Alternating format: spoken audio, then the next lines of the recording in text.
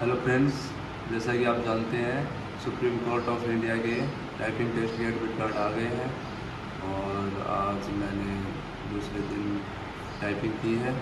तो मेरी जो टाइपिंग स्पीड है वो 41 वर्ड्स पर मिनट है एंड एक्यूरेसी तो आपको पता ही है, इसमें बहुत इम्पोर्टेंट है और एक्यूरेसी मेरी बहुत सही आई है। एक्यूरेसी मेरी 100% है और आप जैसे भी देख भी सकते हैं, ये मैंने टाइप करा है, इसमें एक भी गलती नहीं है। तो आपको भी अच्छे से टाइपिंग करनी चाहिए।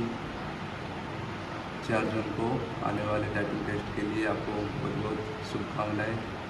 Best of luck. थैंक्स।